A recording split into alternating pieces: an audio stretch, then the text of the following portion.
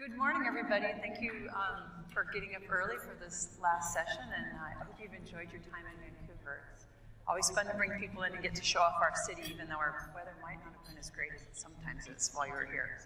Sorry for the rain.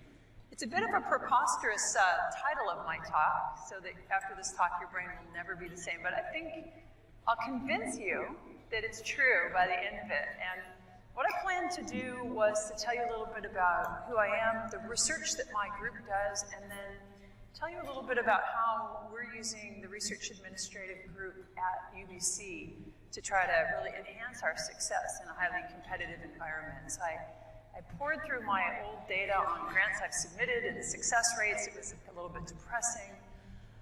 Pulled myself together, and I'll show you some of that. And I put together a couple case studies, kind of show you where things have gone well and not gone as well, and how we've kind of rescued ourselves.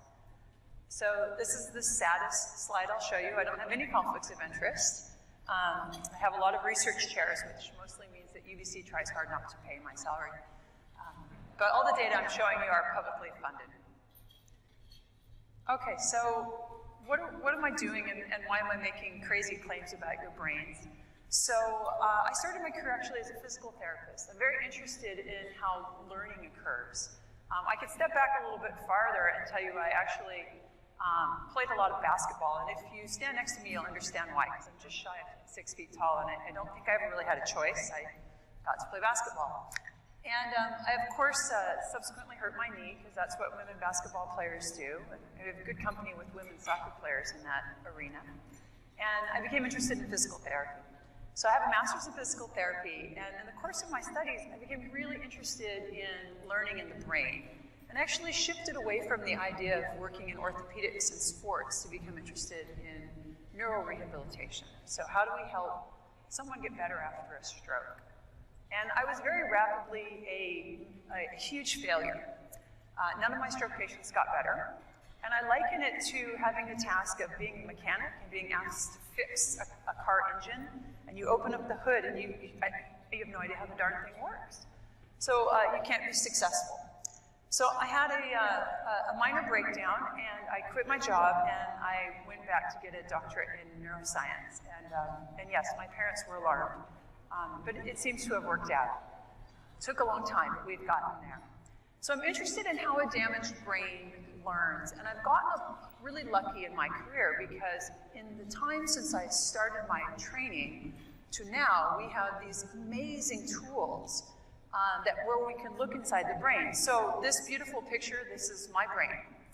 And you're looking at it just as you're looking at me right now, head on. These are all of the wiring, or what we call the white matter connections across my brain. And it's showing you how elegantly interconnected all the different brain areas are. And so a major focus of my research is understanding how do those brain areas talk to one another to facilitate behavior, learning, and function in our daily lives. So obviously that kind of work is a little bit complicated.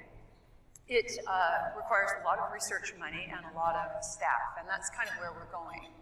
Now, one of the most exciting things that's happened in neuroscience in the last now 15, 20 years is the understanding that our brains are constantly changing. So this is what we call neuroplasticity. And so this means that every single time you learn a new fact or you learn a new motor skill, you actually are changing the structure, the function, and the chemical composition of your brain. And when we first kind of realized that this was happening, we thought this was kind of the domain of children, who are these master learners.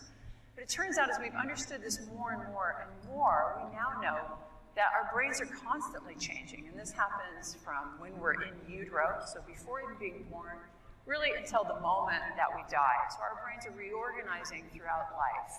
And that's a really exciting prospect. And that's the kind of information that we're really interested in understanding how that happens and then how we can promote it.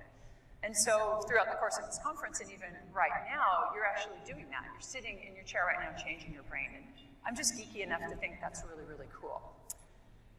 So the other thing that we understand now about this brain change that's really exciting, if you're not a drug company, it's exciting, is that what changes your brain is experience and behavior. So there's no drug that we can take that will magically facilitate neuroplasticity. And trust me, that's not because the big pharmaceutical companies haven't tried. So there have been almost 200 drug trials that have failed, that have tried to be facilitators of neuroplasticity. So we know that this is dependent upon our behaviors, upon the experiences, and upon how much we practice different things in our daily lives. The other thing that we've learned about these neuroplastic processes is that they can be positive. So I learned something new. I can play piano, I can speak a second language. Or they can also be negative. So we can remodel our brain in a negative direction. And the way your brain changes just depends upon what you're doing with it. So if maybe you're my father-in-law and your day consists of sitting on the couch and flexing your thumb as you change the TV channel, that's what your brain's really good at. You have a very large thumb representation in your motor areas of your brain from pushing the channel changer button on your remote. Whereas if you're highly active, you're learning things throughout life, you're constantly challenging yourself to kind of go beyond in either your motor or your cognitive skill, hopefully both, then you're shaping your brain in that direction instead.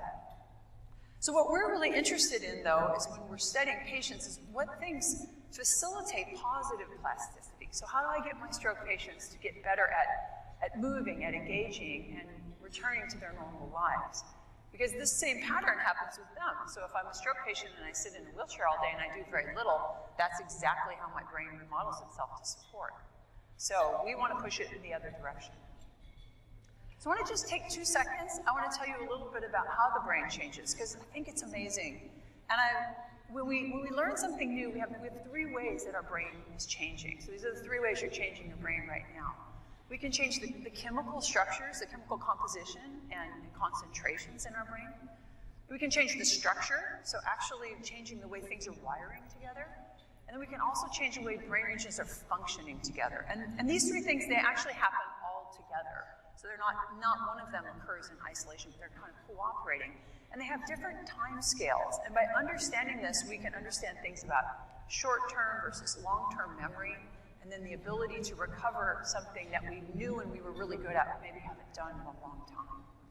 So the first and the simplest way that our brain changes is by changing its chemistry. So this image you're seeing here on the left, these are actually brain cells, or what we call neurons. I always think of the neurons as kind of looking like upside-down trees. They're like a forest. And so in that neuron, you have a cell body. You have branches that are reaching out in all directions in 3-dimensional space, and they're touching the branches of the cell of the neuron next to them. So think about a very dense canopy of branches in a forest. And then we have long projections. They're like the tree trunk. They're called axons. And these are the long projections that are going from place to place in the brain and taking information over a long distance. So the way that chemical signals facilitate learning in the brain is by changing their concentration. So the way one neuron activates another is by actually releasing a little bit of chemical that goes from the branch of one to the branch of the one next door. And then that spreads from branch to branch to branch across the brain. So these chemical changes. So the simplest and the fastest way that your brain can change is by increasing or decreasing these chemical concentrations. They're called neurotransmitters. So this is an example of how this happens in your real life. Now, I'm going to give you a confession this morning, and that is I'm really, really bad at remembering names. I don't know why. I just can't quite get names in my head. And it's quite specific. So we have a dog. We love our dog. We go to the dog park all the time.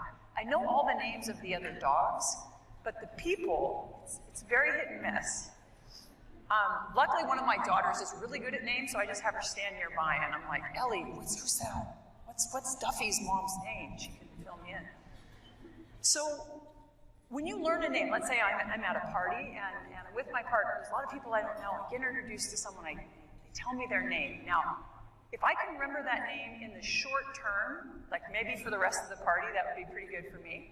It would be because I increase the amount of chemicals in my dendrites, in those branches in my brain, and I can then re-access that information. But in order to have that information become long-term memory, so if I see that same person at the supermarket a week later, I still know their name, which by the way I won't, I would need to actually change the structure in my brain, and I'll talk about that next. The other slide I have up here on the right-hand side for you is actually just an image from a stroke patient in my lab, and this is from a magnetic resonance image scan. We actually are showing that we can now map chemical concentrations in humans without cutting them open, which is handy. I try not to do anything too messy. But this is a really wonderful technique whereby we can map in humans as they're learning the changes in these chemical concentrations. Oops.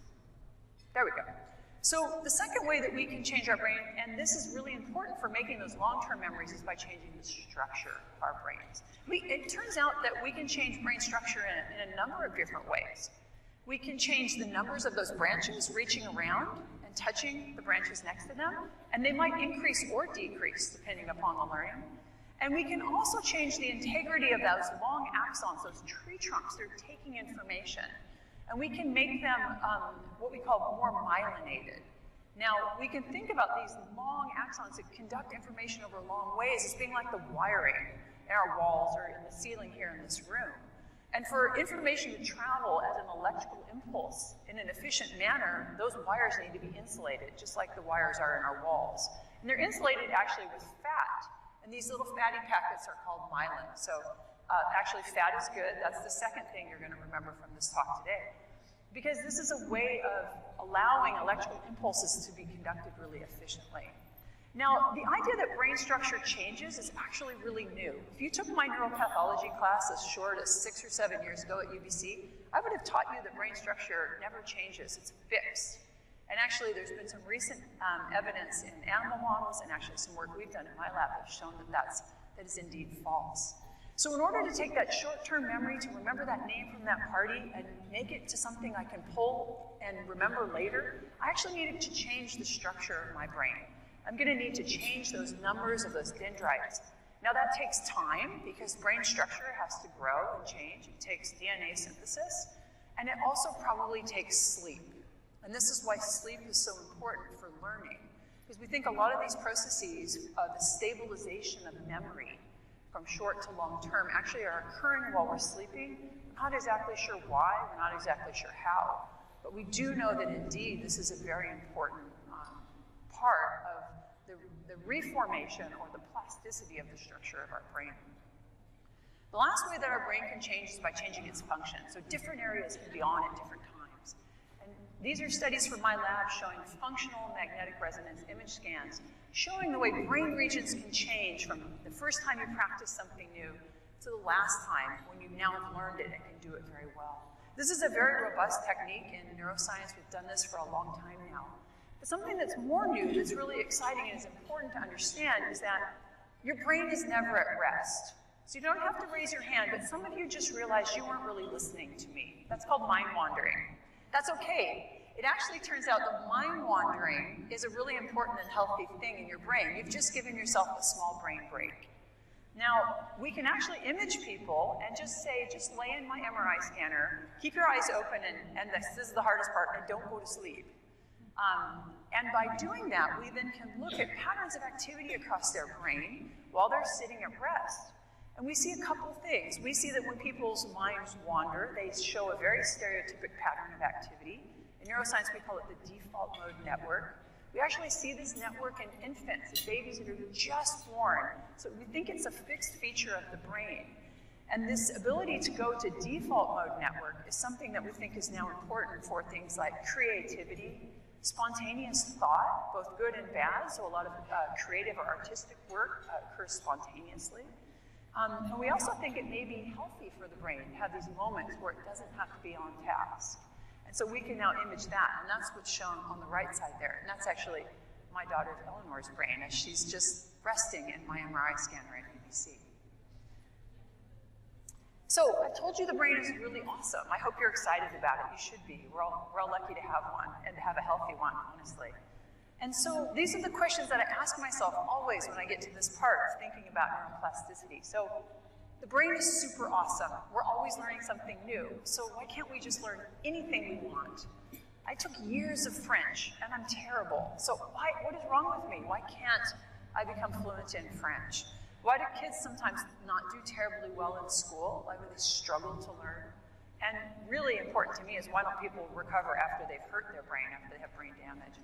And so this is what my lab seeks to do, is understand what limits and then what could facilitate brain plasticity.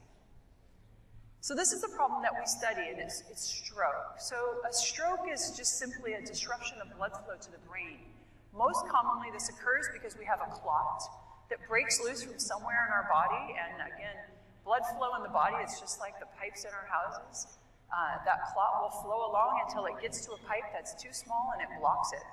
And if that happens in the brain, you have a stroke. So the brain area beyond that clot can no longer receive blood. In blood are two really important things for brain health, oxygen and glucose. And you have about 5 minutes before brain cells start to die, and that death is not reversible.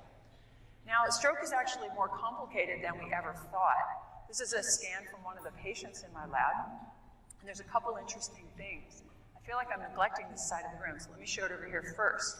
So this is what we call an axial scan. This is a big flat brain scan. It's as if you cut off the top of my head and you're looking down into it.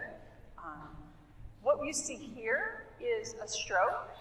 This large area, you see it over here. So you see white in the middle. Those are cells that are dead and gone. You see this black rimming around the outside of it. Those are cells that have been damaged and we're not really sure what they're doing.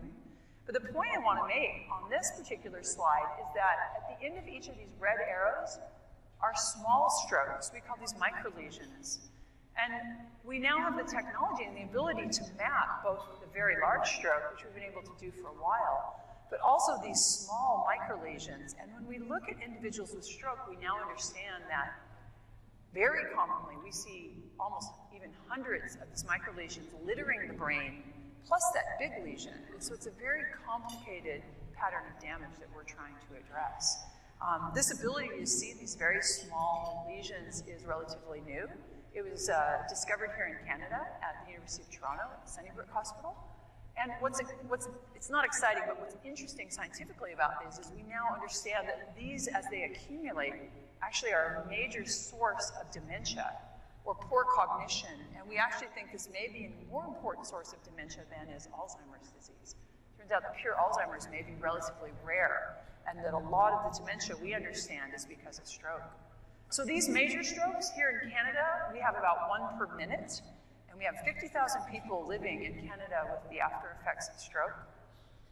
The smaller microlesions in Canada, we think there's probably 1 per second, so occurring at a very high rate. And these aren't occurring just in the brains of stroke patients. We see them in our elder healthy controls as well, and they're asymptomatic in that population, and the goal is to keep them that way.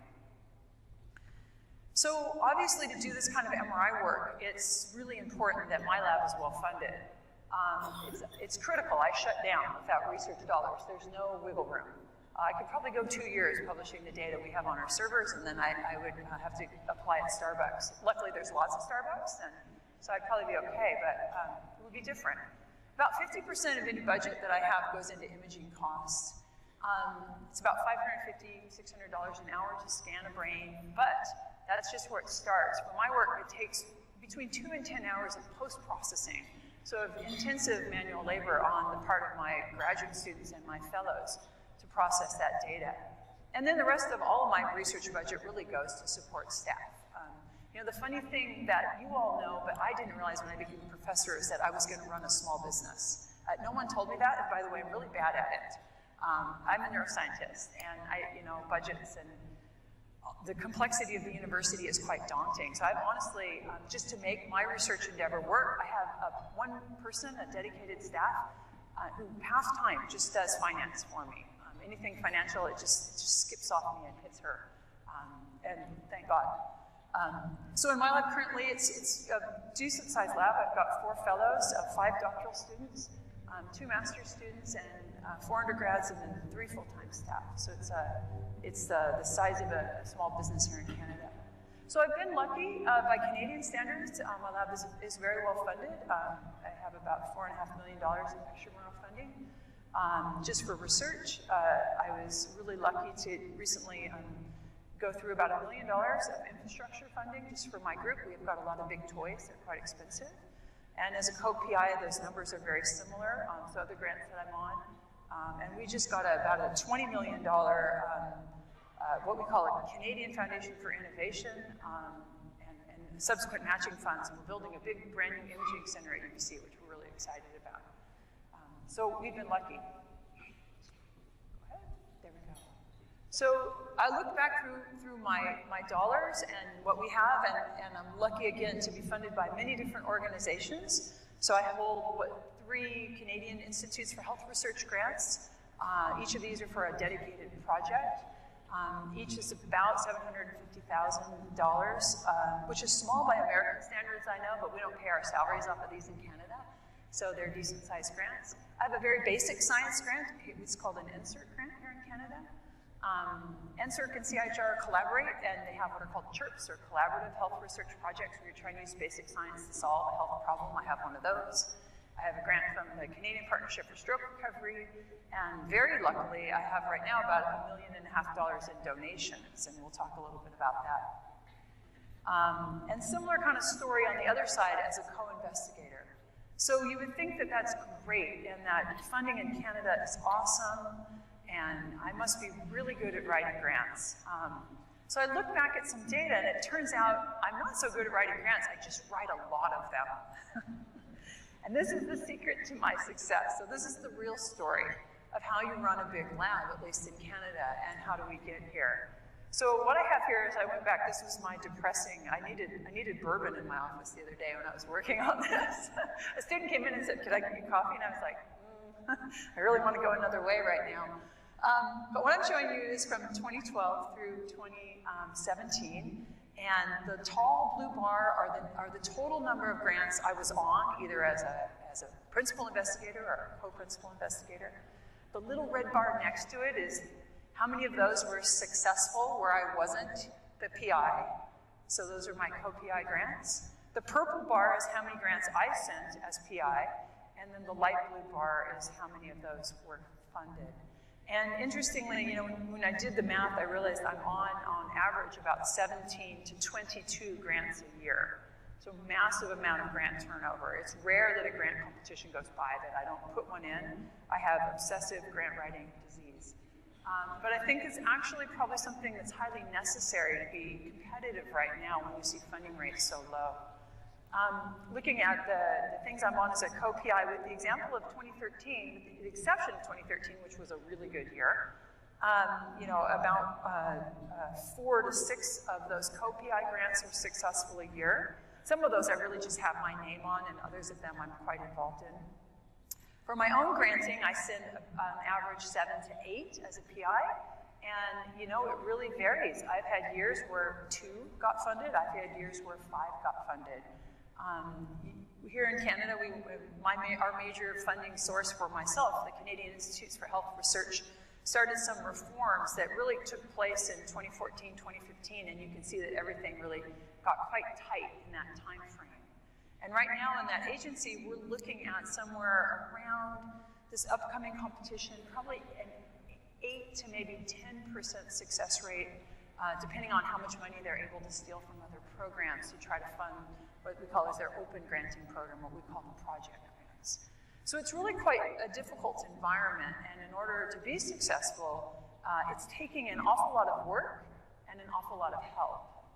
So I was looking across over the last 7 years, I've had about a 40% success rate in grants. Now some of those are smaller grants, which were more gimmies than others. But I looked and I saw that every single one of these grants I've sent has been supported by research administration at some level, and sometimes been supported submission after submission after submission, because kind of the rule I've realized is things usually get funded on the 3rd try, as a general rule, at least in my group. So I have a lot of help at UBC. I'm really, really lucky. Martin Kirk has put together a real dream team of grants support, and I am a shameless consumer of it. So I've gone through things, we have a test your concept, where I just have this idea, I'm gonna pitch it, and I'm gonna let other researchers shoot me up. Those are formally organized. I have a departmental grants facilitator who's been reading my grants since 2008, and she knows my stuff really well, and is really good and not afraid to say, that's a terrible idea, or that makes no sense, what are you talking about? We have institutionally organized internal peer review, so we get our grants reviewed internally at least once before we send them. Institutionally organized editorial review, so professional writers who just make sure that everything is perfect and everything makes sense. And then I have a lot of writing assistance from my co-investigators and also my postdoctoral fellows. I have a policy of involving a postdoctoral fellow in every single grant. It's a great way to train them to write grants, and it's a great way to get someone who understands your science to give you lots of feedback. And I think in an environment, where you're looking at 10% funding rate, which I know has what NIH has looked at for a number of years now, if you can make what's the difference between a grant in the 10th percentile and the 11th percentile? Well, funding for one. But if as a reviewer, as a reader, there may not be a huge difference. It may be something as small as, you just bugged me a little bit. I found a typo. It just seemed a bit sloppy. That's a make or break. And so I don't think there's any room for error. And that's why I find that these services are so incredibly important. So I wanted to share with you a couple stories of stuff that we've done and how we've managed to get them funded and how difficult it has been in some instances. So one of the things in my lab we're trying to facilitate neuroplasticity in stroke patients. And so we've looked at different ways that we call prime the brain. So can we get the brain into a state where it learns better? So what you all are doing right now is the most terrible way to learn in the world, by the way. We should have all gone for a nice run around the seawall and then had a coffee and be standing. So I apologize if you learned nothing this morning. It's all set up wrong. I can lead that run in a few minutes if you want. I just have to change my shoes. So one of the ways we've looked at this prime, we do a lot of work on robotics with engineering colleagues from Simon Fraser University here in town. We've done work with stimulating the brain with what we call transcranial magnetic stimulation. And I'm not going to talk about either of those this morning, but I'm going to talk to you about our work on exercise.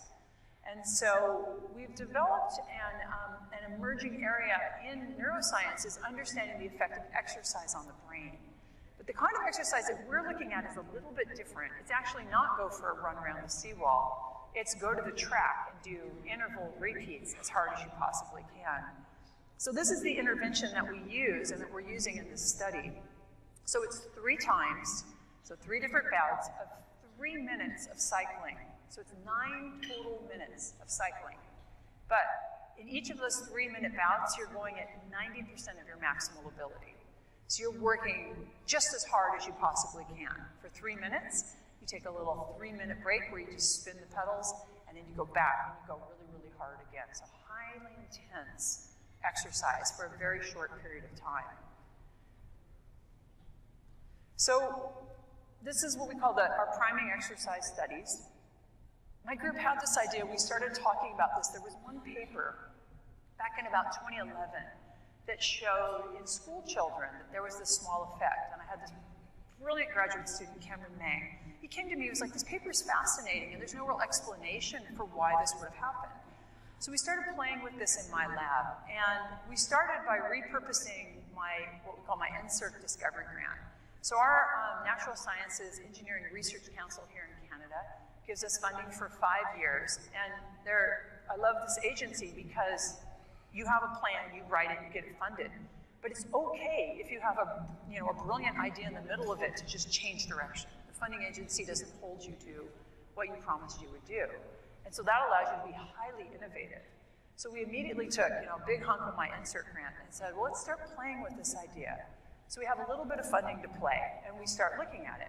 Well, it turns out, there we go.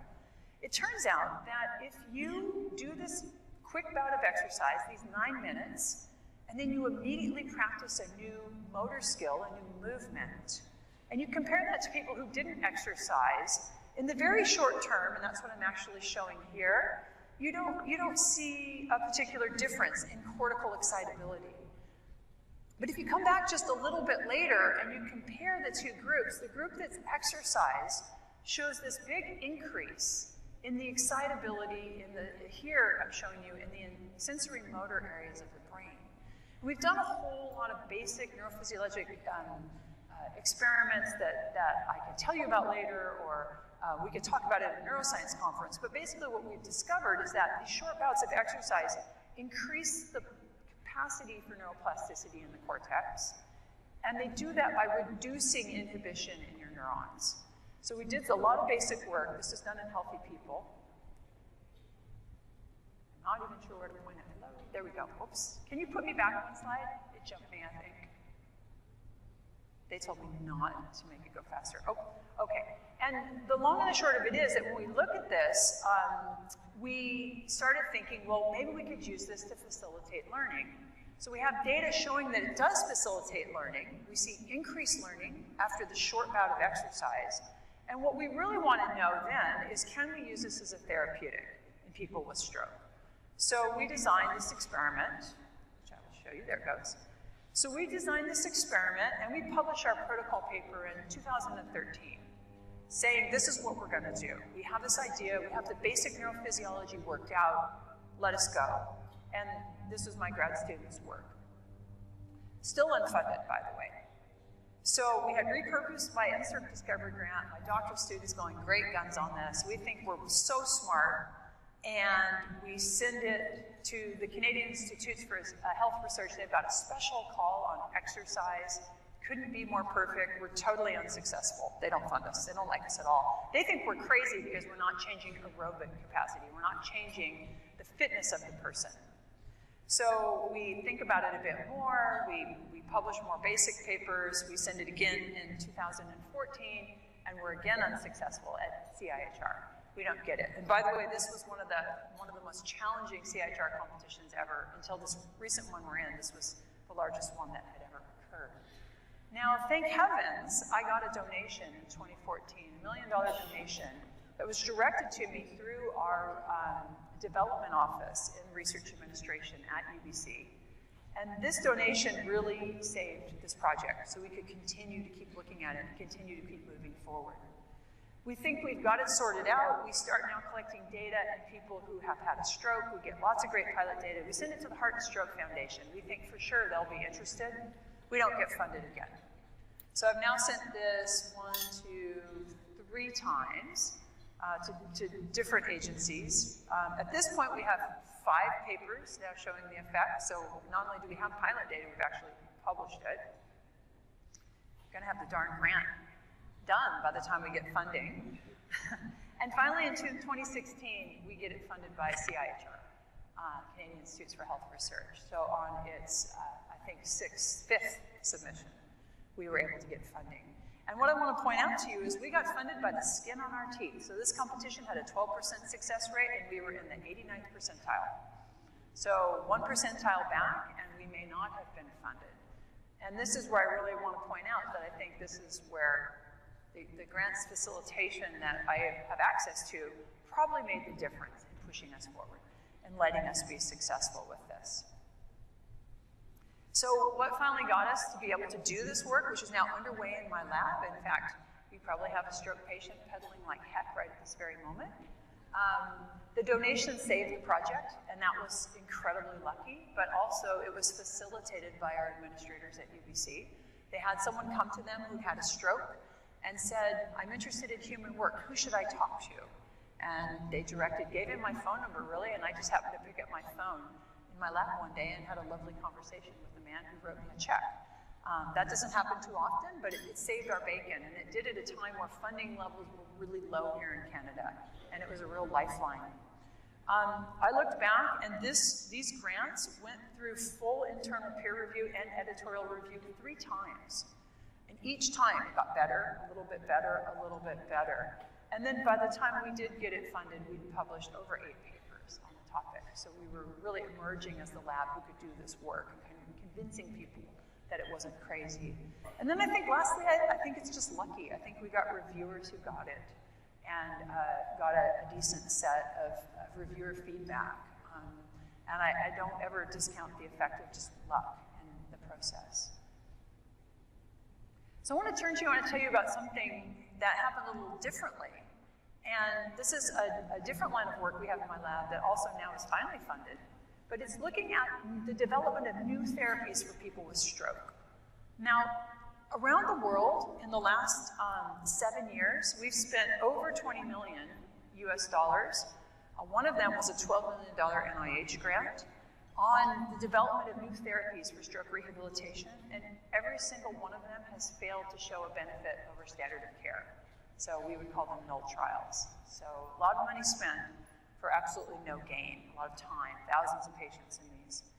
And so what we are really faced with is that we really don't have any innovative treatments for people with stroke. So if any of us has a stroke, in the next few days here, you won't get a therapy that's any different than you would have gotten 10 years ago, 15 years ago even. And I find that to be incredibly upsetting. And in fact, in all of these trials, they all kind of came out last year and they were all negative. I was at the World Stroke Organization and I was really upset, really despondent over what this means for our field. Now, one thing that's become really clear in my lab, and this is clear both for people with stroke and for all of us, is that there's a huge amount of variability in the way the brain reorganizes, both to support learning and also after it's damaged. And so this is an example of one of our papers from a few years ago where we showed that after stroke patients are using, each of them, a unique network to solve a movement problem, even though they all solve it, than any other patient with them. So it's very clear that there's no real one-size-fits-all approach to how the brain restores function after stroke.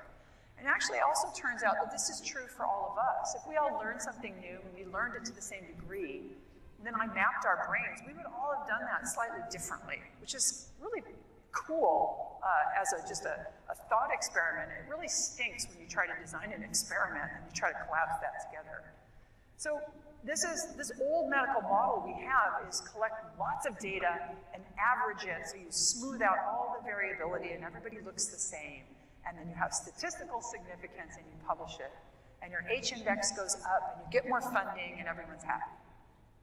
But it turns out that that doesn't appear to be the way actually human physiology works.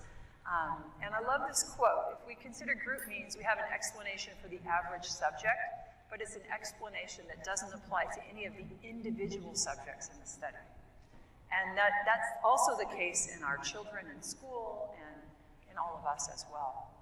So what we've been working on and really thinking hard about in my lab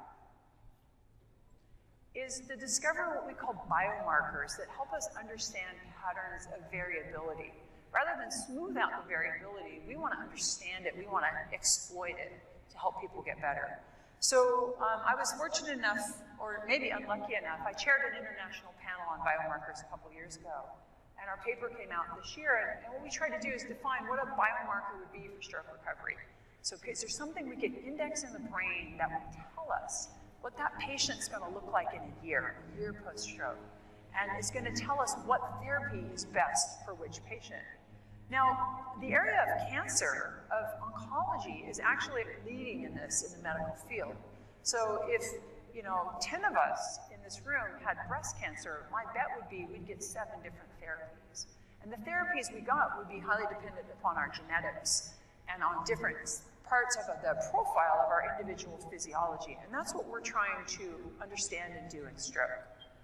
So my goal here is to take the biomarkers that are going to predict who's going to be better, how much better they're going to get, and what therapy is best for them. And we're really hoping that this will help to counter all the stroke recovery failures in our research. So this is a project we conceptualized about 2 years ago. We thought we were so smart, and we just immediately sent both a heart and stroke and a CIHR grants in the same year, both of which were unsuccessful, just out of the gate, unsuccessful grants. We have a small funding organization, a kind of little internal grant at UBC called the Jake Way. And we were lucky enough to get a whole $5,000 from this, but hey, that's in my world, that's 8 scans, 8 brain scans, and so we grabbed that money and we started on that. But what was different about this particular story of grant funding was that the reviews we got were really helpful. And every time we sent a grant and we got feedback, we were like, oh, wow, that's really, really an interesting point. Okay, let's change. And so we constantly started changing this project, much more so than we did with the exercise one, where we really felt strongly that we had it sorted out. So what we're really interested in here is understanding people with very severe stroke. So people with mild stroke, mild severity stroke, they follow kind of a very understandable pattern. And they're shown here in blue. So with time, people with mild stroke, they get about 70% of function back. And that's a very well-documented thing. And they get this 70% of function back, whether or not, it is really independent about what therapy they get. So it doesn't matter as much for those folks. The group we're worried about here are individuals with severe stroke. And we're worried about them because we're seeing that these people, well, firstly, 10 years ago, they didn't survive stroke. And now they do. So death from stroke has decreased drastically. As a good example of this is death from stroke for the longest time has been the third leading cause of death in the world. And just recently in the United States, and soon to be here in Canada, it just slipped, and it's now the fourth leading cause of death.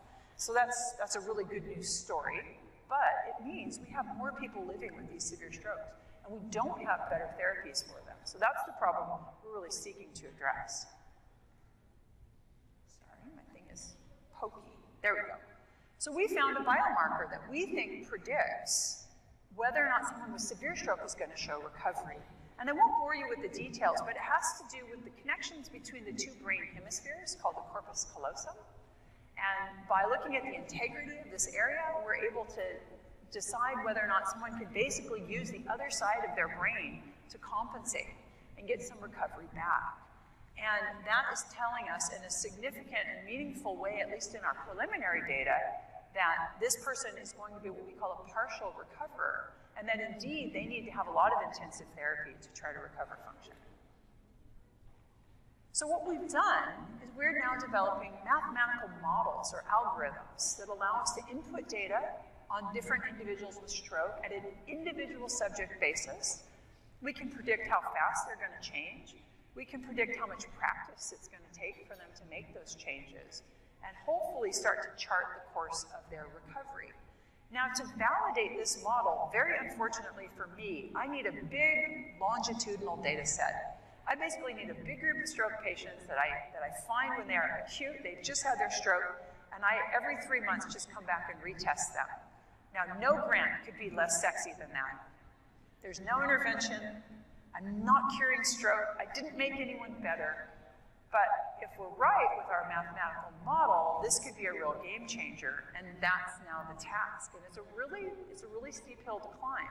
If you look out there and you look at what just prospective cohort longitudinal studies are funded, there's really not very many in the world, honestly. There's a couple of famous ones, the Framingham study in the US of cardiac disease. That's been a good one, been going on for a long time. Here in Canada, we have the Canadian Longitudinal Study of Aging, which is about in its 8th or 9th year now. We're hoping to run it for 40 to 50 years.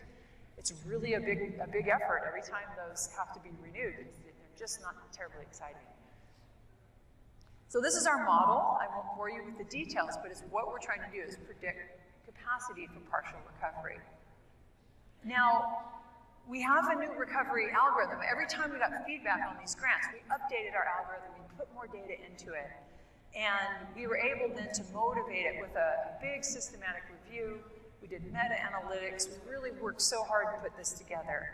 We finally got a grant. In 2016, we got a Canadian Partnership for Stroke Recovery grant. It wasn't very big, but we were ranked first in the competition, so we got an accelerator. We got an extra bolus of money because we were the #1 grant in that competition. And again, that was a real game changer for us. I thought surely the Heart and Stroke Foundation would love us so much. Went back to them, again, unsuccessful. Didn't like us. And then finally, just this summer, we were able to get this funded by the Canadian Institutes for Health Research. And I think that the Grants Facilitation Office was as relieved as I was because they knew I was going to keep sending it if I didn't get funded. And they had read it. I think one of our grants officers had read it maybe 7 times by that point, although it really did change each time. Oopsie. Oh, can you push me back again? I got excited. I only have a couple more slides. There you go. So, what happened with this grant? Like, what made us be able to push it through? I think that, a big part was each submission went through internal peer review and editorial review. And we just incrementally strengthened it. We just kind of slowly pulled ourselves up that mountain with lots of help. Because of that, we were able to refine our model. And I think this is an example of a grant where our thinking was so much better when we finally got funded than at the beginning. And in fact, I don't really want to say this out loud, but I have this feeling that if we had gotten funded in that first try, the work really wouldn't have been very good.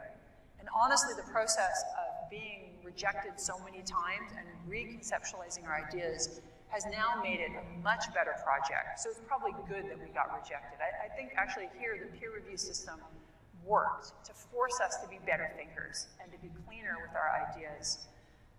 We were able to do these scoping reviews, a cross-sectional study to validate our model. And I think the time it took to fund this really made the research better. And that was a lot of effort from our collaborators, our co-PIs, the grants facilitators that I'm lucky enough to work with, and a lot of hard work by me and my grad students. And then lastly, non-intervention longitudinal studies are really important for science and horrible to get funded. No agency wants to put $1 million into this because it is so boring. So if I put it all together, I was reflecting on this last night, like what happens to make this all happen? So I think as researchers, we have a theory, we have an idea, and we just want to go straight to discovery. We're like, oh, it's so exciting, just unleash us.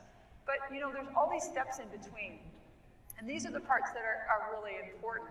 We've got to design the experiment. We've got to get preliminary work. Sorry, I will make this slide advance. Okay. No. Oh, there it goes. That was exciting. There. Okay. I think that this is I wish I had like a spinny circle I could put here. Because I think this relationship between the idea and the funding agencies, the grant facilitation, and actually getting funding, it really spins off each other. And in this last example I showed you, I hope you're convinced that actually can make the research a lot better. That process can be really valuable, even though it can also be really painful. And then, of course, we have examples where the facilitation and the grant funding agency feedback helps refine the experimental design and makes it better and makes the whole project stronger. And they kind of just spin one another, hopefully, and then you get funded, and we can move forward. So I want to take just a second. Oh, and luck. I won't discount luck, and that's just your reviewers. I want to thank, this is our team at UBC. So I am the health research advisor to the vice president for research, and as a really great part of my job is I liaison between the vice president's office and back to our internal supports unit, the Spark office, which is headed by yours truly, Martin Kirk, and this is the best picture I found of him on the internet. We've never actually hung out on the beach together, but we're going to have to change that because it looks like fun. And he's fantastic, and he's assembled this team, and the team has gone from 1 to 2 to 5 because Martin's been so good at convincing our higher up administration of the utility, really in terms of making an economic case for why we need people to help our researchers. And I'm really grateful because that lets my job be so much easier, and I think a huge part of my funding success comes from it. So Christy McTate here has worked with me since 2006, I think. It's been that long. And she's read almost every grant I've ever written. I can't think of one that she hasn't. And she's just magnificent. Poor Elizabeth Chu read one of my grants. She's the one who I think read that last one at least 7 times. And I think Stefan read it a couple times as well. Steph is a newer acquisition by us, and he's been marvelous to work with. And then recently, we were able to just add 2 more people into this group, Sharon Marsh and Tessa Chang, and they're heading up different parts of our research portfolios, and it's really a pleasure to work with these great people.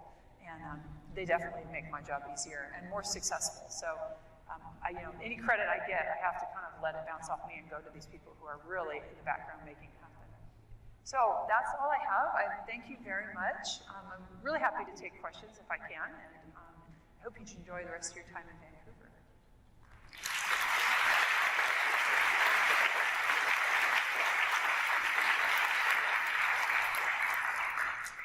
Thank you so much, Dr. Boyd, and you have generated a lot of questions. The brains were not asleep here. I'll get to ask just a few of these.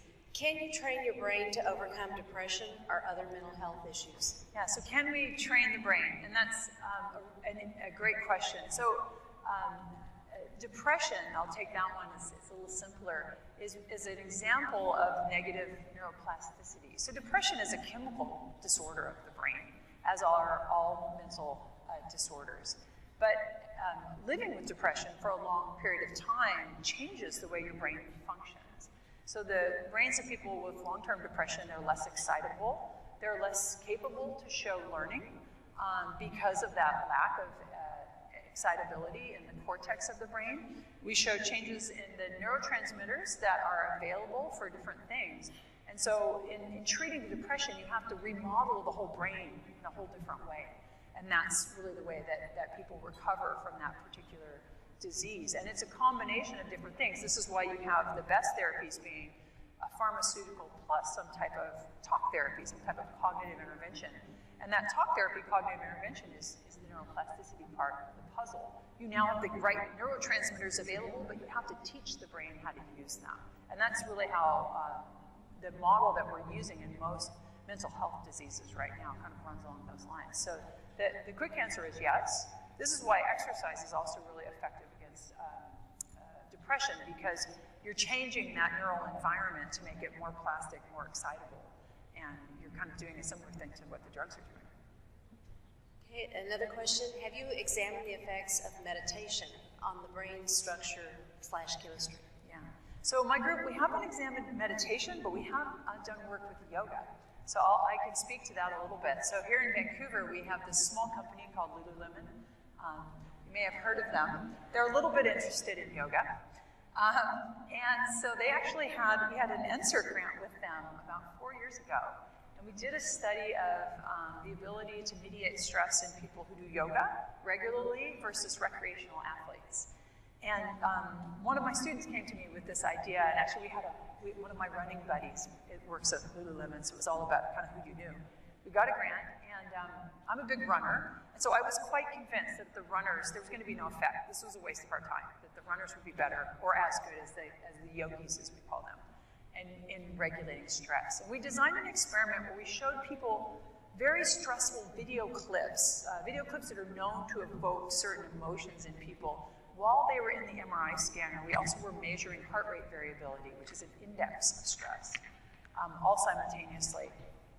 And darn it, if it didn't turn out that people who regularly engage in yoga were much better at seeing the emotional environment, something stressful, something angering, something happy, and reacting to it, but not becoming reactive to it. So they had a totally different brain pattern of activity, and they showed much less stress response in their heart rate variability. So we think that yoga is having these kind of health benefits in terms of helping us mitigate a stressful situation, and that was above and beyond the people who were as active but did different things. There's a group at UBC right now forming to look at alternative and complementary medicine, and meditation will be one of them.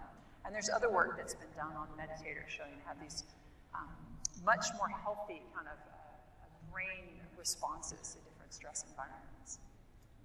Finally, I think we have time for one more question, and I'm sorry I couldn't get to everyone's questions. But how much progress has been made in the vitro neural cell regeneration?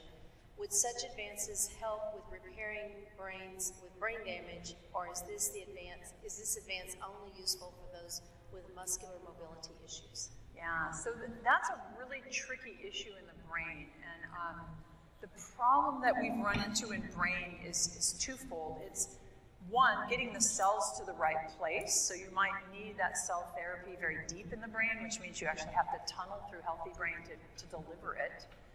And then the other part of it is having the right receptors there that can then receive those new cells and use them. I think that the field is moving incrementally.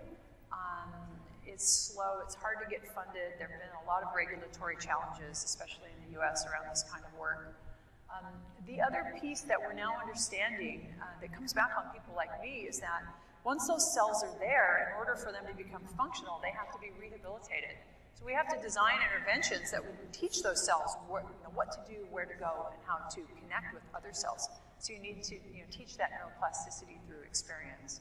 So I think that that's coming, but I don't think it's fully developed yet. I think we'll see advances in other systems first. So in musculoskeletal, in eye, there's some really good things happening in trying to restore vision or alter vision with that.